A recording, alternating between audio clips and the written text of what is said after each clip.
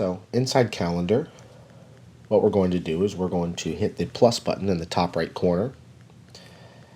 And much like an interface that you're used to seeing in something like iCal or Google Calendar or Outlook, you'll be able to create an event. You'll choose a location. You'll specify the time. You'll specify if it's a recurring event, and you'll choose who is invited to that event. So let's create our first event. Because every event needs to have a location so that attendees can check in, what you'll do is you'll specify that specific location using GPS. You can either type in an address here, or you can find it on your map, and it uses both your GPS and Google Maps to specify. So we're going to find a location here.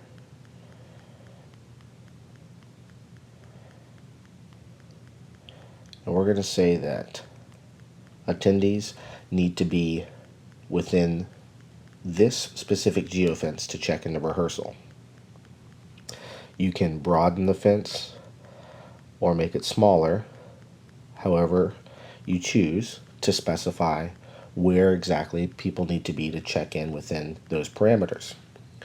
If you're going to use this location frequently, you can specify so by tapping on the star, and that memorizes it as a favorite. Then we'll hit done. We'll choose the time. We'll say today, starts today at 4, ends at 5:30. And we're going to say this repeats every week. In the right corner, top right corner, you'll see which calendar you're connected to. And then most importantly, you'll choose the invitees. So on the left, you'll see the roles and the sections specified. So if you wanted to tap on a single role, it'll choose all of those who are that particular role within your ensemble. If you wanted to choose people just individually, you may do so there. It'll show you how many people you have selected. You could certainly search at the top if you have a lot of individuals. Then you'll hit done. We'll hit done one more time. And then it'll prompt you and let you know that the event has been created successfully. Once you've created an event, you'll see it here on the right side of the screen. And you can scroll on either side of the screen to see all of the events that you've created. If you need to go and edit an event, you can tap on it, click on edit, and then change any of the parameters for that event. Now, please note, any event that you've created can only be edited if it's still in the future. The reason that is because any events in the past are tied to some kind of attendance record, and we want to make sure that that attendance record stays accurate. So I'll make sure that this change shows up. I'll go to today and see, okay, we still have our woodwind sectionals from 4 to 5:30. And then if I want to see the attendance record, I can go back to my home screen, go to attendance, and I'll see all of the events that have happened from today backwards. So any events that are going to happen in the future do not show up here.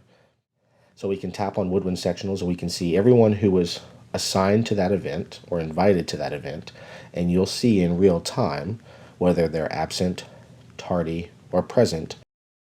If you wanted to manually change somebody's attendance record, you can tap on this to update, and that updates on both your end as well as theirs. You can group by section, and if you wanted to export that attendance record, in the top right corner of this little clipboard icon, you can tap on that and you can see everyone's full attendance record. So you can see TJG admin has been absent once, tardy 0 times, present 0 times. You can use any of these search parameters to refine this, and then if you'd like to export this at any point, in the top right corner, you can export this, and you can export it to something like notes. You can export it to an email to Google Sheets to Excel, and then that information can be manipulated and used in any way that would be helpful to you. Once an event has been created and it's time for students to view that event and then check in, they can click on Calendar and they will see only the events that they have been invited to. They can click on any of the events here. They can click on the location to show where they are in relation to where they need to check in. And when it's time for them to check in, they just go to their home screen, go to attendance. They will not see their attendance record yet until they actually check in, which they'll do by tapping on the icon in the top right-hand corner.